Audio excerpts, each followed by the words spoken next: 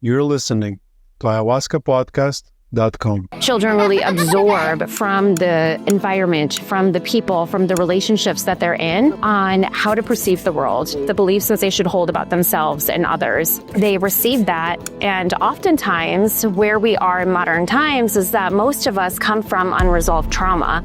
And so even in the most well-intentioned and loving families, oftentimes there is distortion, right, that's coming through these systems. And so we then inherit different ideas, beliefs, conditionings that actually have nothing to do with our authenticity, have nothing to do with who we are, but just ways that our families have survived. And while some of that information should absolutely be harvested and cultivated for resilience, if we don't bring consciousness to it and decide, is the threat happening in present time, or was that 3 generations ago? Is there something I can take and move on so I'm not responding or reacting to my child with the same temper, the same depletion, the same belief system that was handed down to me, unless it's something that you treasure and you want to pass on through, that you identify as resilience.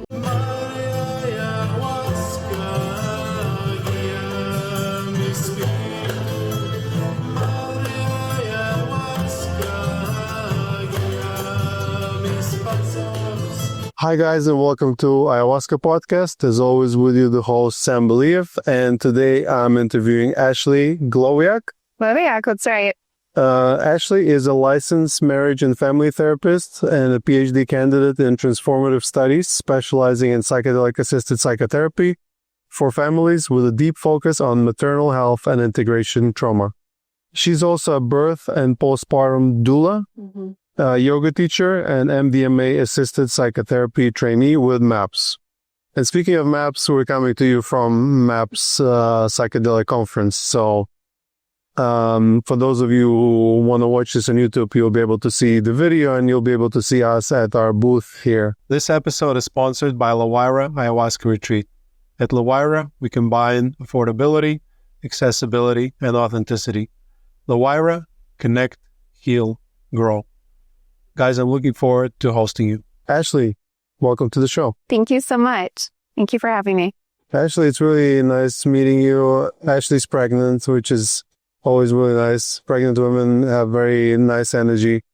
Ashley, tell us a little bit about yourself and what brought you to work with mental health and being the birth doula and all of those things, because obviously it's not that conventional.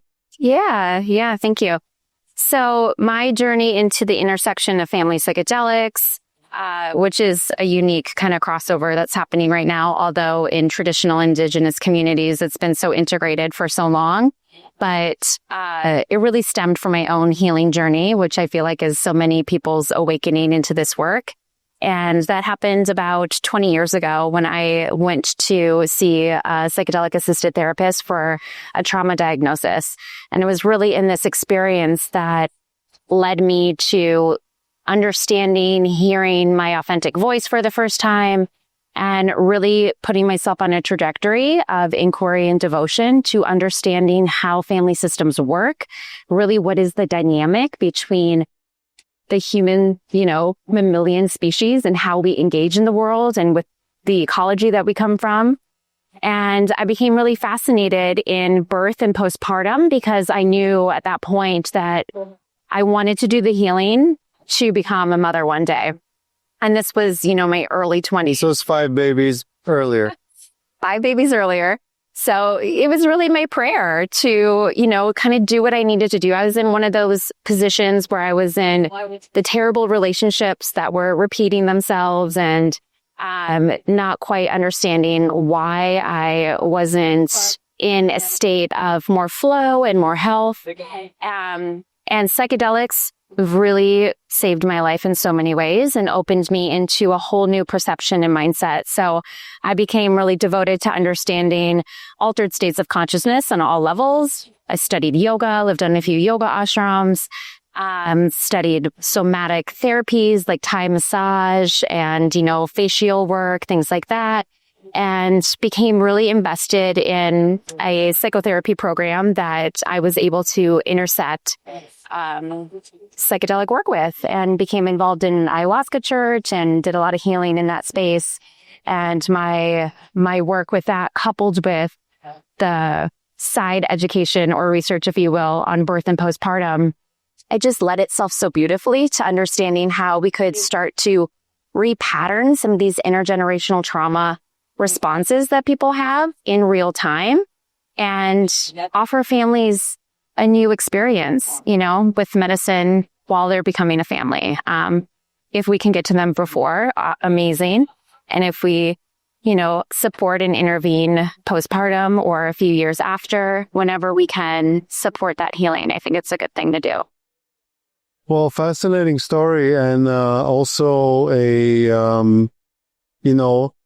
you said, so this is the fifth baby or the sixth? Number 5. Number 5. This is number 5. So, when did you do all of this? Because having all those babies, and as a parent myself, I know it's really hard. And then all those studies, do you sleep or tell us about that journey just a little bit, because I can't really imagine, Okay, thank you. Yes, And you don't look too stressed either. Yeah, I focus a lot on, to the best of my abilities, how to be resourced, because the way that I've understood the research and how it's come through is that it is really the mother who's the first epigenetic field for the family. Mm-hmm. And that's not to put more pressures on moms and to make life harder, but to understand as a human species that if we support the mother with multiple layers of support, to have good attitude, strong beliefs in themselves, to be able to hold their frequency in a purified and high way, then the children are more regulated. They come out with more ease. Everything is easier. So I focus a lot on my efforts on holding what I call the family field and coherence. And when I'm able to do that, which is not all the time, but when I am able to sustain that, my life allows me to do multiple projects. I also homeschool my children, so they're with me all the time for the most part. So I work early mornings, I work evenings, and I integrate them into this work. So I have a framework I call Family Ecology.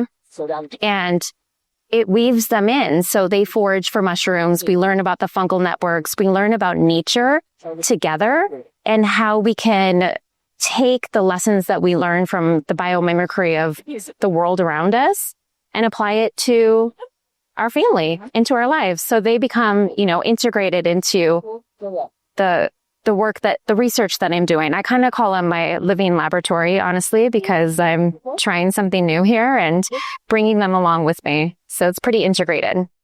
Very impressive. Yeah, I have been conducting some experiments on my children as well, unconsciously so, but... it's all an experiment, right? So as long as we're conscious about it, we're putting in some heartfelt intention. For example, we live at an ayahuasca retreat, right? We have right now we have a slightly separated property, but it's all together. So my children grew up meeting thousands of people from all over the world, always friendly people. So their view of the world now is very different. It's world is just full of lovely people. Like my older son, Adrian, he learned how to swim very early. He was only 3 years old. We have a pool at the retreat. And I taught him a little bit, but he had about 50 different swimming teachers from different countries in the world, and everyone was in the pool at the time. I taught him a little bit, so that's pretty interesting. But yeah, I'm all for experimentation because I believe that something is definitely not right the way we do things. And you touched on so many interesting topics, family systems, relationship cycles, let's talk about family systems and tie it into the parenting that your style of parenting that you describe. Yeah. So the question being just kind of how do I view the family system? First of all, teach us about family systems because Sure. Is it internal family systems? Is it something else? Something else, yeah. So internal family systems has a lot to do with the internalized family that you hold, the different parts in your brain, the different parts of your personality. What I'm talking about is the actual intergenerational connection that we hold as human beings, that the people that come before us are woven into our bodies, not only in our DNA, but in how we are raised in the first, primarily gestation to 7 years of life is a programmable state of mind. We're in kind of a hypnotic space, if you will. So children really absorb from the environment, from the people, from the relationships that they're in on how to perceive the world, the beliefs that they should hold about themselves and others. They receive that. And oftentimes where we are in modern times is that most of us come from unresolved trauma. And so even in the most well-intentioned and loving families, oftentimes there is distortion, right, that's coming through these systems. And so we then inherit different ideas, beliefs, conditionings that actually have nothing to do with our authenticity, have nothing to do with who we are, but just ways that our families have survived. And while some of that information should absolutely be harvested and cultivated for resilience, if we don't bring consciousness to it and decide, is the threat happening in present time, or was that 3 generations ago? Is there something I can take and move on, so I'm not responding or reacting to my child with the same temper, the same depletion, the same whatever belief system that was handed down to me, unless it's something that you treasure and you want to pass on through, that you identify as resilience. So the system is the interconnected web that we live in. And I love working with the mushrooms in not only its accessibility and support. Ayahuasca was a huge healer, teacher, medicine for me in my early life, and still. You can't grow ayahuasca in your cupboard, so I understand there. Yeah. And when we start to look at coming back into our body, which is going to be the lineage of the father, the lineage of the mother, as well as what we call the ancestral oversoul of your multiple lives that you've had, or however you connect to that, then we can also start to look at the lands that we come from. And so the medicine, I think, and feel is for everyone. However, it's also helpful to kind of know where the medicine was for your lineage and what kind of relationship was cultivated in that space. And so psilocybin is present on almost every continent, right? And so it's more part of kind of the interaction of the human evolution than when we go to some of these sacred medicines that are specific to region. And when we look at the fungal network, it's such a great teacher and reminder for us on the fact that we are always interconnected and we don't live in a silo. And just like people, right? No matter what happens, we are always healing, engaging within a system. So. Okay. Just to understand your view of it, we have in our family system, we have the information that's been passed on, the behaviors. Then there's this epigenetic part where, right now, is it a boy or a girl? A boy. Okay. Yeah. Because if it was a girl, her eggs would already be in her. So something that's happening to you now will affect your grandchildren, basically. And it's that level. But then do you also believe in a spiritual level to it? As in, I don't know, karmically, carrying some kind of energetic, let's say your grandfather was a bad person, so now you have to be a good person to balance it out? I mean, I certainly have belief in spiritual reason why we come into the bloodlines we come into. And it is, I think, because everyone I identify as nature, that nature is always looking to resolve and restore itself. And so within that context, absolutely. But one of the frames that I pull a lot of information through is Family Constellations, which is the Bert Hellinger work that talks about how it's those people who we have rejected in our family, the stories that we say we cannot tell. So the bad grandfather, for that example, right? the one that did the thing that nobody wants to remember. Those are actually the most important places for us to go and to liberate through the story, through the voice, so that the pattern doesn't have to be repeated in a future generation. Because the idea is that the frequency, almost like, if you think about it like little tubes or, something, like it will combust, it will explode if there's not flow. And so we want to restore what we call the flow or the coherence of love within the system. And for so many, that is to resurrect these stories and to understand. And I think medicine work is so profound for this, is that when we go into these spaces of prayer with the medicine, we're open to new perceptions on who the perpetrator is and how evil, terrible the stories that we make about them. And we start to understand through humility, right? Through the medicine.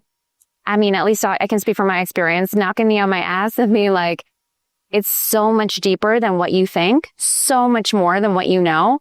The reason why people behave the way they do is always for a purpose. There's always a trauma that led to that expression. There's always, so if we're going to point our finger, we go on forever.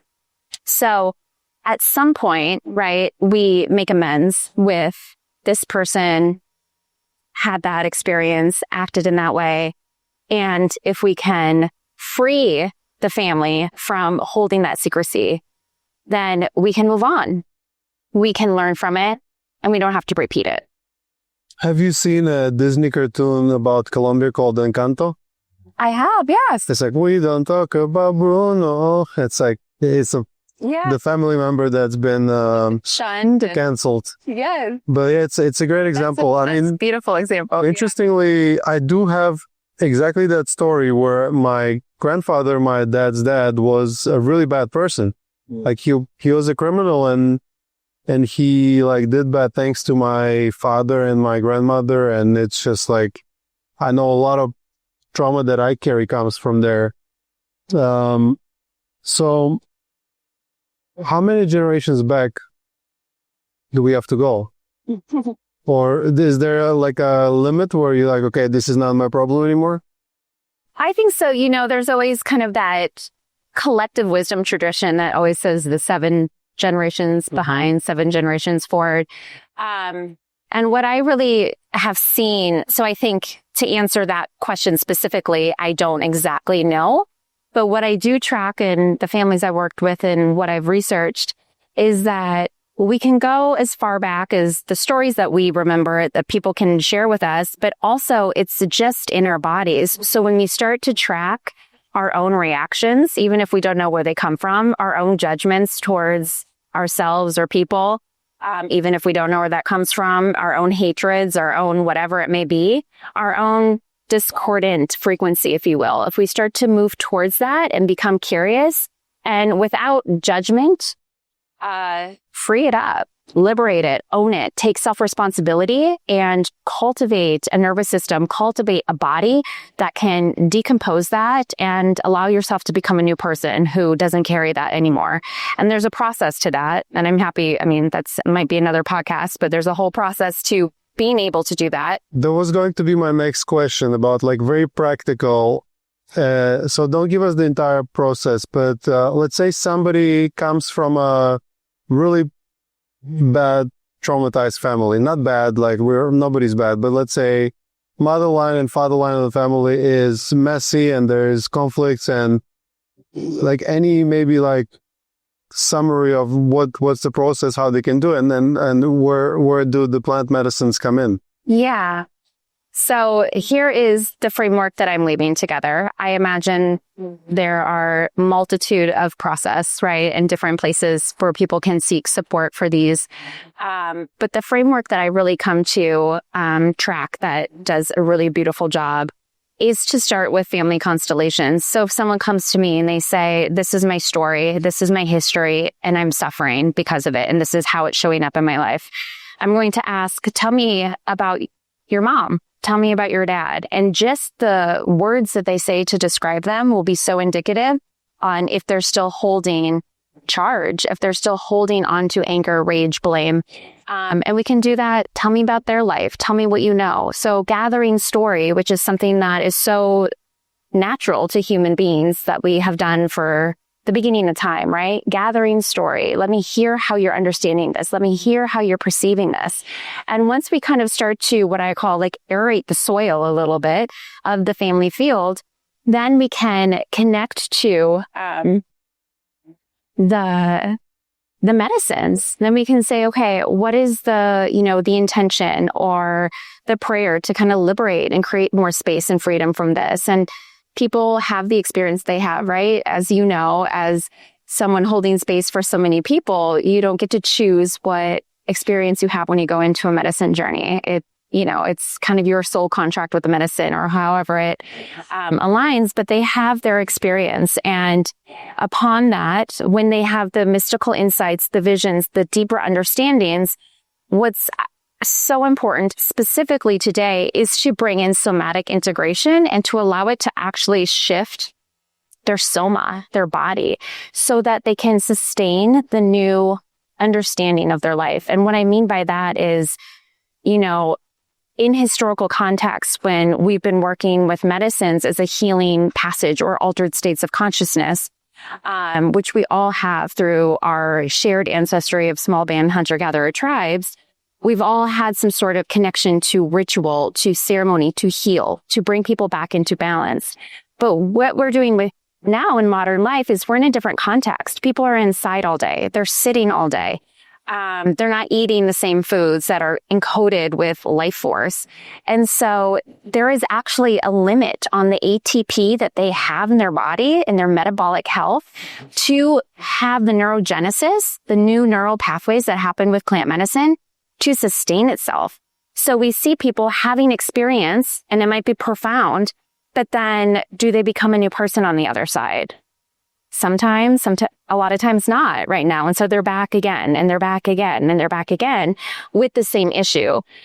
So what I always recommend to people is for that integration is to really rely on nature as your integrator, to really put your feet on the earth, right? To ground, to receive the ions that your body actually needs to hold an electromagnetic charge, to carry your frequency forward and be able to have the capacity when you're tired and your child is doing the thing. You've got young kids. It's like right now, my 2-year-old, if I'm going to unload the dishwasher, she is as fast as possible going to the bathroom and pulling everything out of the drawers, taking all the bandages that we have in the home and like putting them all over the walls, So do we have the capacity to meet life with the love, with the ease, with the acceptance, with the calmness that we're going for in these healing spaces? And if we don't, I always bring people back to the earth. Go back outside, we're under a lot of artificial light this week, but minimize that. Get your eyes in the sun. As soon as the sun rises, be outside in natural light and limit artificial light and come back into our natural ways as social mammalians. And when we do that, all of a sudden we are able to start to shift our attachments to the stories, I find. It's beautiful what you say. Come back to our natural way as social mammalians. And I just realized something. We are an ayahuasca retreat, but we're also, there's this part where people come and you can see kind of in the background, mountains and everything is green, lots of sun. And then there's people sitting around the fire, which is the most natural thing for us. Mm-hmm. And then ayahuasca is a cherry on top. I think a lot of healing comes from just this and connecting to nature. It's funny, like, my middle son is also very obsessed with Band-Aids. Like anytime he hits his hand or anything, he's like, oh, I need a Band-Aid. So it's like, it's a thing. The recent purchase, they went out to the city with my wife and, he, instead of asking for toys or Marvel, superheroes, whatever, he asked for, a roll of, masking tape and then just tape stuff all over the house. I don't know. That's the thing. You can probably psychoanalyze it into something. I have to do it for my kid too. I'm happy to do, but yeah. You mentioned something just now about like people doing these cycles over and over again. And in the beginning, you mentioned relationship cycles. Talk to us about cycles, why, and also how do we break them? It's the hardest part, right? Yeah. It's getting out of the pattern. So the cycles are that. They're patterns. They are repetitive. They are something that's familiar to you. So typically coming from family, coming from previous experience. It's something that's common. It's comfortable, even in the drama of it, let's say. But they're patterns, and we identify ourselves off of them. We say, my husband is this way. That's just how he is. Or my wife is like that. And you know, we can even hit our own limitations and say, well, that's just how I am. Even if it creates suffering, even if it creates something that we don't want. And so the number one thing we have to start to cultivate is consciousness, is expanded ability to be self-responsible about how our machine, our vessel, our being operates in the world. And in order to do that, there's different practices, right? I mean, medicine work can be supportive of expanding consciousness, breath work, meditation, something to cultivate mindfulness, something to cultivate self-awareness. And when we have a little bit of that and buy-in, where someone's going to say, I do actually want this to change, because we need people to agree. We can't force people to do something that they actually don't want to do. Then when we're able to cultivate that, then we can have these little points of shift. And that's going to be notice the pattern, take a minute to pause and regulate, take a minute to do something different. What is it that you're wanting to become? How is it that your highest self would respond in the situation? Can you pull that down and pull that through and show up like that for this experience, right? And give yourself some traction points. I really see it as, you know, people get so stuck in their personality, which is their personal reality, right? Is like Joe Dispenza would name it. We get so identified with our, you know, with these attachments, with these stories, with these distortions. But when people start to understand that you can truly evolve into whoever you want to be, and our biggest guiding light for that, our inner compass, is what brings you love, what brings you joy, what brings you, you know, into a state of feeling good and feeling connected with others is your guiding light. Then we start to have fun with it and start to understand, okay, if that's a pattern, I then can shift it into something else. And what do we want that to be? And that gap is the quantum leap, you know? This is why it doesn't work for everyone, because it takes effort, it takes discipline, and it takes the desire to become a new person. And so not everyone's going to do it. But for those who are interested, then, you know, there's space for that. And I think plant medicine work is an amazing ally to that transformation. This episode is sponsored by Glowiak Ayahuasca Retreat. At Glowiak, we combine affordability, accessibility, and authenticity. Glowiak, connect, heal, grow. Guys, I'm looking forward to hosting you. What if you have a part of you that you say like, well, this is me. This is just who I am. How do you know whether it is your authentic self, and that's something you have to keep, or it is something that is just something you believe and you carry generationally or whatever? And so how does one know what's the authentic self and what needs to be changed?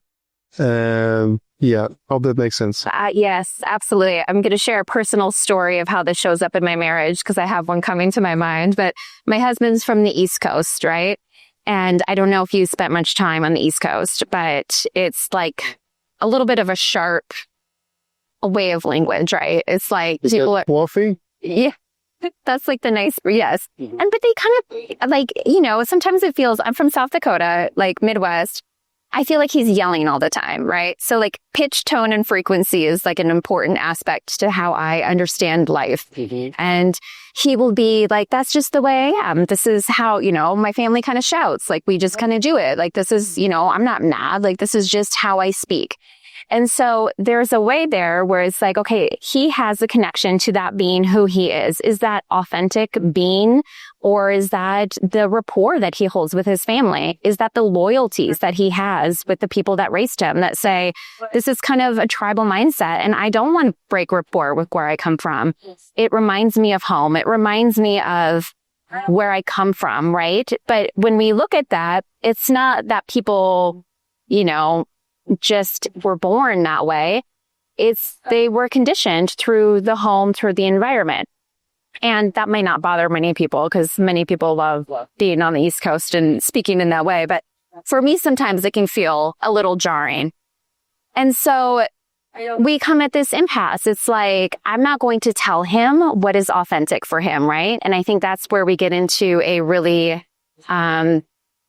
key point to recognize that as humans, especially people who are in positions like we are, where we're working with people who are under influence or altered states, is that I will never tell someone what's authentic for them, because it's not my place. And it's mostly, I track that they will feel the discord. They will feel, actually growing up in that environment with that tone was hard for me too. And this was the pain that it brought up for me, or not, or they totally love it and they're going to hang on to it. And that's their jam and it's all good. And I need to cultivate my own, response to that. And that can be my work. So it's not a black and white situation. But I do support people just to track what it feels like. Does it feel good? Does it bring up good memory? Does it have you vibrate in a frequency that feels like, you can actually have like the somatic experience of feeling in your center, feeling in alignment, feeling in your central channel or your core. And that's a good place to kind of find and decipher between what is your truth and what is it that you want. And what is it that just came through you that you're used to, And a lot of the ways that we speak, a lot of the ways that we hold our body posture, a lot of the ways that we behave is to stay in rapport with the family and the communities that we come from, because that's a natural, again, social mammalian survival strategy that we have. And then at some point we get to choose, is that serving me and my highest good, or is there another version of this evolution that I want to adopt? It's almost like a love language sort of conversation. It's like, your love language is him being nice and that for you. And maybe the right things. And maybe his is like giving you gifts or whatever. But it's a topic that's near and dear to me as well, because I'm from Eastern Europe, and you can probably notice that I'm not too expressive, and I can be in my joyous mood ever, and people will be like, why are you so serious? Because it's mostly internal, it's rarely external. Mm-hmm. And there's definitely some kind of programming, but as you said, in the first 7 years, it was programmed into me, and it's really hard for me to be that expressive. And my wife is Colombian, and Colombians are Latinos, and she, bubbly and this and that, and, everything is in diminutive and everything is cute and nice. And so it's hard for her. And sometimes we don't understand each other because she thinks I'm angry or whatever. Or it's like, and I say, this is my authentic self. This is what I am. And I explained to her, see, like, you have to understand that I'm like a coin, right? And there's one side of the coin that, I'm serious and I'm, thoughtful, and I am introverted and I do this stuff. But the other side of the coin allows me to think of great things and create good things, which result in like economic stability and a lot of good things. It's like, you cannot have 2-cent coin on one side with the other side of a 5-cent coin or whatever, if that's a good example. So it's like, that's just who I am, and I probably will never be able to be that version. And I'm telling her, like, for an Eastern European, I'm extremely expressive because, like, I'm trying to do my best, but sometimes it still might not be enough. So I guess you define your own authenticity in the end of the day, because only you know what is real and what is not. And I think medicine can help. I've had some things that I considered were issues and considered were my problems, and I honestly went to medicines to ask, is that a problem? And, or not even that. It was like, how can I fix it? Like, heal me. And several different medicines, several different ceremonies said, you know what? There's nothing wrong with me.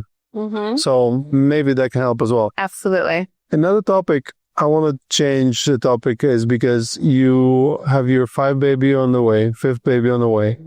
So you should know it really well. Postpartum depression.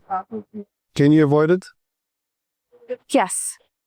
I mean, it doesn't happen to everyone. So I guess I don't know if avoid is the right word because, if it's something that is occurring, if it's something that's kind of been set the stage, if you will, sometimes what we look at as a pathology of like depression is really an initiation. And so you, I imagine, can really connect to that as well in the work that you do is like not, we can look at pregnancy loss too, miscarriage. Like oftentimes that feels so overwhelming and heartbreaking. And we can look at that as what's wrong? How do I fix this? What's going on? We can also look at that as an initiation into motherhood. That can be its own medicine. And so postpartum depression is very serious in this time and age. I mean, it's really prevalent. And I think there's a lot of reasons to why, and I'll speak to just a few briefly, is that we are not in the village mindset. We are not, like I said, orienting to the mother as the first epigenetic field. Oftentimes in this society and just modern life, there is pressure for a mother to do all of the things, be all the things, and it's overwhelming. And there's not a lot of support to have her in a place that's going to be most beneficial for that postpartum time. Additionally, we're not being held by the generations of women. We're not witnessing birth at home. We're not witnessing children running around with the aunties and the grandmothers. Typically, for some, absolutely. But as a majority, that's been lost. And so there's a loneliness. There is a depression and isolation that can happen after you have this really big experience and then you're not witnessed. And when we look at rites of passage, one of the key things that needs to happen when someone goes through something that takes them to someone they were to a new version, which is every pregnancy a woman goes through, you are no longer the same, right? You go through a death rebirth cycle, which I think is really common as well in ceremony work. And you need to be witnessed by the community. You need to be acknowledged, celebrated. And oftentimes it's overlooked. And so women have, a process with that. They're not being held in a way that is conducive to their mammalian side, really, when you look at just like how we operate as human beings. So in terms of how do we reduce chance for that, we start to talk about how to support life and the next generation way before we start having children would be ideal. We start to talk about how to incorporate the care, the food, the nourishment, the positive touch, the soft, soothing touch that a woman needs after she's dilated 10 centimeters and delivered a baby, how to do the closing of the bones and wrap the body and to do these different things that like support her energetics to come back into alignment as a new version of herself who is now responsible for this additional life. So I think community support is huge. And then when we talk about, the initiation process, which I don't think it's avoidable for everyone, I think sometimes there is a personal journey. I know with my second child, I didn't have postpartum depression, but postpartum anxiety that was pretty intense. And it was actually connected to, he's my first son, connected to what I tracked as an intergenerational expression of a tragedy that happened to my grandfather. And my grandfather was murdered. And it was right after I had my son, I was paranoid that someone was going to come murder me and my family, right? There was like a replay of memory that was happening through me. And so it actually wasn't until my son was a year, I sat in an ayahuasca ceremony and I was able to have this like closing experience with my grandfather and told him that he had passed. I had kind of tracked that he was kind of stuck in limbo, right? That he didn't quite understand what had happened. And so I had this experience in the ceremony and it was really supportive to me resolving that anxiety and kind of welcoming my son into a new space. And so was that avoidable or was that necessary for me. I guess I orient to that being part of my healing and part of my lineage process.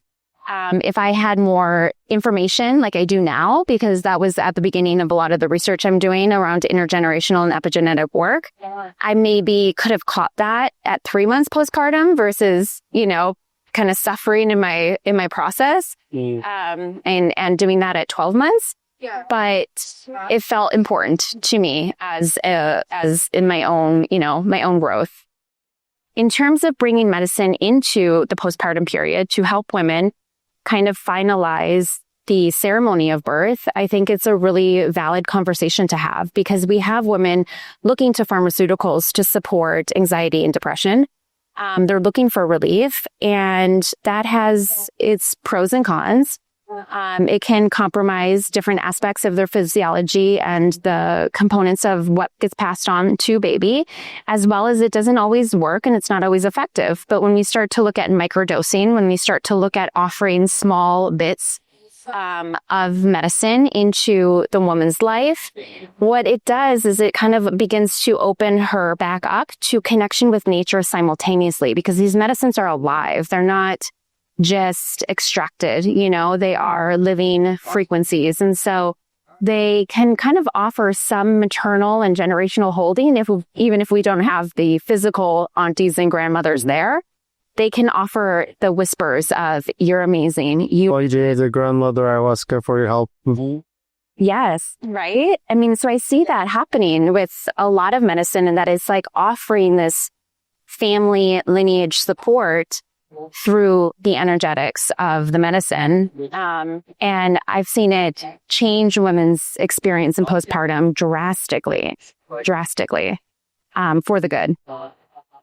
Yeah, microdosing mushrooms really helped my wife, specifically. And after the second baby, really helped. After the third one, she kind of resisted it for some reason, but I guess, you have to sometimes, and then change the perspective on something negative as maybe some kind of learning process. As you said, maybe something needs to be moved, something needs to be processed. So, it's more complex than just, here you go, take this and it goes away, right?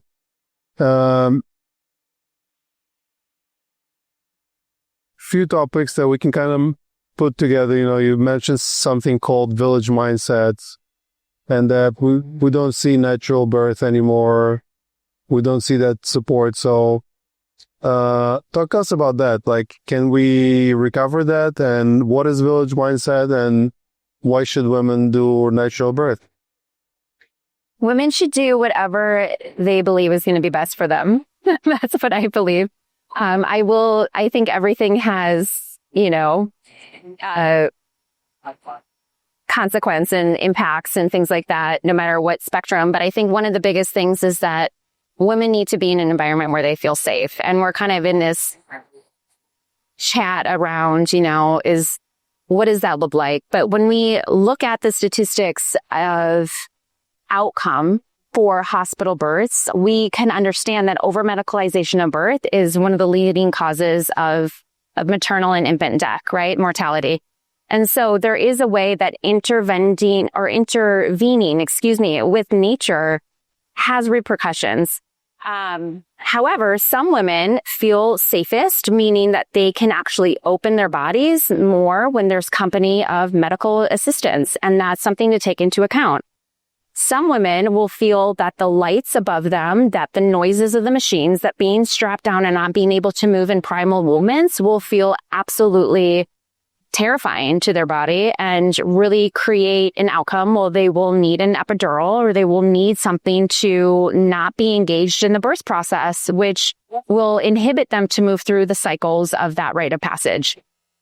Likely needing to have support on the other side to move through those stages so that they can feel initiated as a mother. I have a lot of women who say, I don't feel like I've taken my seat as a mother. And a lot of it comes from birth trauma, because for them, it was registered as trauma to be in that setting.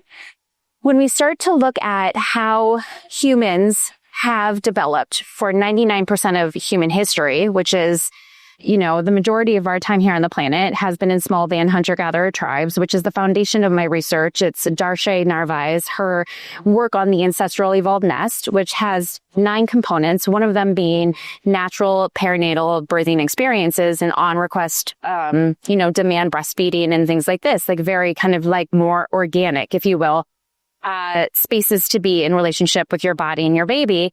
And what they find is that it's actually directly connected to morality. It's actually directing and supporting how people respond and cooperate in the future if they're being held in these safe places and not feeling overwhelmed as infants, as children, right? So I think one of the things that medicine work can do within the healing component is remind us that it's okay to trust our bodies. It's okay to trust the earth. It's okay to come back into natural rhythm. And it's actually safe to just have the experience that we've been doing for so many years to be here. And we can trust that having children is a natural experience. And when we kind of come back into trusting the rhythms and the stages of that, it has a really amazing way of, like all my children, right? Except for my son, he was a vaginal breech. So we went somewhere to like have extra people kind of who knew that route support us, but have been born at home, witnessing each other's births around, seeing the whole thing. And I have found that with my daughters, there's kind of that initial stage of like, damn, that's really intense. And I'm a woman. Like, this is kind of like a serious thing. But now that they've seen it happen a couple times and it's been so normal, they are so comfortable in their bodies. They're so comfortable with that idea. It's so normalized that a baby is just born in the living room or on the bed, and then we're like eating breakfast together. And to have that reestablished has them not fear their bodies, has them be in a space where they feel more excitement, and less disconnect, from that whole process. And again, it all comes down to, so I never want to like make someone feel or offer something that would have someone doubt what they know to be true that they need, because people need what they need. And when we again look at the field that we're holding the mother and the child in, if we're wanting to not carry distortion, fear, and limiting beliefs through, can we cultivate a space where we come back into trust that we can birth our babies, that we can feed our babies, that we can take care of our babies as a family unit and as a community, and not outsource it. Right now in parenting, there's a lot of outsourcing to doctors, to schooling, to, we kind of outsource education and medical advice and all of the things. And it's not wrong to get opinions and perceptions and perspectives, but can we also take responsibility that we are in charge of that process and offering our children and lineage the most coherent, pure space that we can muster at the time? Yeah, if you outsource everything, then who's living your life? Then we have to... anything that's scary or like, can you fix it? Can you do this? Or can you just take this away? And we know like rites of passage are hard, it's not, but what happens on the other side of that? It's why people keep coming back to your retreat center. It's like, what happens on the other side of that rite of passage or that gnarly, ceremony where you are in discomfort and you're purging and you're crying and you're, needing the hardest parts of yourself, but you come out the other side. You then know that you can handle so much more. And a mother, it's a gift to be able to come out the other side of labor and to be like, I did that. And here I am standing and I can handle, I now have the expanded capacity to handle the children that I have in the family that I'm creating. Let's talk a little bit more about labor, specifically that it can be psychedelic sometimes. Have you ever experienced that? I have. Can you tell us? Well, birth is like the original psychedelic, perhaps, maybe, before we even knew on all of the other amazing medicines, is the hormonal cocktail of the body is what we get addicted to, right? I mean, it has its own powerful components that bring us into altered states. And we can activate that through breath work. We can activate that through different things. But pregnancy has a particular way of unfolding that when we allow it to have its layers and kind of unfold organically or within its natural process, if you will, the hormonal cocktail that happens for the woman is altering. You are going into a different realm. You are meeting your baby's spirit, right? And like pulling them through your body in a totally different space than waking consciousness. If we track brain waves, we're going to see that the woman's brain waves are in, theta in different spaces than just waking consciousness. But we also see things that are like you would see in a ceremony. We see purging, we see crying, we see the roaring, the animalistic noises. We see all sorts of things that support the opening of the energetic body to do what needs to happen. And when we actually start to have a few experiences where we reopen the body in this way, birth does not have to be painful. And I think that's one of the wild, kind of like new understandings that we're coming to as people are starting to talk about how to expand our bodies and how to shift our actual patterning and our fascia and our tissues to open ourselves to be birthing beings again. Is that there's also a thing called orgasmic and ecstatic birth, right? So there's polarities in life. That's what you're talking about with you as like two sides of the coin. We got the negative polarity where we learn a lot through the initiations and the hard things. And we got the positive polarity where we get to like soar. And with birth, we get to find our place on that line.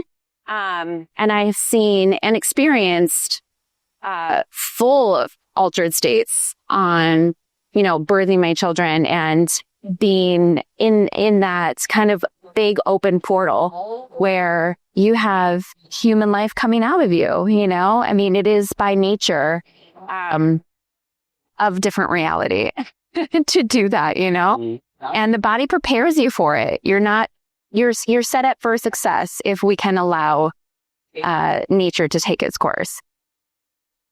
Yeah, I don't know why we don't trust in nature anymore. Something happened. There's so many things in life that makes no sense right now. But if you go back to this tribal society analogy, understanding how we used to live, everything used to make sense. So many things can be explained this way. I want to talk about this village mindset as well, but from the point of view of that, parenting was never supposed to be a thing that just two people do. Yeah. Can you talk about that? Yeah, sure. Yeah, it's actually a big part of where I'm growing into right now, and part of the heart of family mycology is not only is this a framework to support psychedelic integration into family systems, but it's also what my husband and I are creating as a homeschool co-op for families that incorporates our children, like I said, who get to learn about foraging and learn the language of nature in different ways and to kind of find their interest in reconnecting with the earth below so that they can kind of sprout and grow in as much, effortlessness as we can do in this time. But it has been a big process for us to align with the village that we feel is healthy, is of the same orientation and mindset that we are, to welcome and to share space with and to support them having, babies and to support raising their children and have them incorporated into raising our children. It's an intimate thing. And so I think it's really important for us to get clear on what are our values, because if we don't have connection to what it is that we value, then we just kind of are hanging out together, right? Which is recreational hangouts and fun things like that is great and all good, and learning from different kinds of people and having exposure in that way is always a learning experience. So it's not negative. But when we talk about villaging and sharing life and really raising children as a collective, then we really orient to, okay, what is it that we hold as true for ourselves? What is it that's so important to have as these pillars that I know that the values move through these different families and that we can hold them together, because then we know how to support and raise one another's children without bringing in our own projections, bringing in our own, ideas of what it should be or look like. Yeah, it's interesting because in the past you would not choose your village, right? It would just be like, there's the people, you live with them, and you figure it out. Now we have to kind of find ourselves. Yeah. But you were already kind of living in the rhythm, right? But everyone was in the same wave, right? Yeah. It's interesting. I mean, I can see the future where, like, we have a lot of people that come to our retreat, they love it so much, then they want to stay. Like, Gay is one of them. You can see her right there, the lady in black. She decided to come and retire and live with us. Yeah. So community is being built. So we're building a little village. But at least we can pick and choose, Yeah, it resonates. And it is completely multi-generational. And I don't know how the structure works, but it's amazing to have people supporting your family who don't have children, who are like the ones who have, like the energy and the capacity and the desire to help raise kids when they're doing other projects and other things like that too. Yeah, it's interesting because like specifically older people crave being with children and children crave being with older people. Yeah. It's like a match made in heaven, but now we just don't have it anymore because I don't even know why. That's just how we do it. Any sane person would love to spend 20 minutes a day with a cute baby. It's just something that you would do naturally. You get the not 24 hours, yeah. Yeah. So if you have a community that has some babies running around, naturally people would just like take care of them, and some more, some less. And we kind of observe it in my retreat. Like people come and they're drinking ayahuasca, so they're more open. Everyone is loving and friendly. The kids are running around. Everyone loves it. Kids love it. It's just like, seems very natural. So yeah, it's an interesting thing that hopefully is kind of getting some attention and people are getting more conscious about it. So I'm very excited to see if we can go back to living a natural way. Ashley, thank you so much. Thank you so much for this conversation. You're pretty cool, like having all those babies and while still figuring things out and trying to help others. Where can people find you, learn more about your work? Maybe somebody wants to consult with you about couples issues, family issues, etc. Absolutely. Maybe somebody wants to give natural birth. You can help them out. Yes. I have a website. It's just my name. So it's Ashley Glowiak, Glowiak.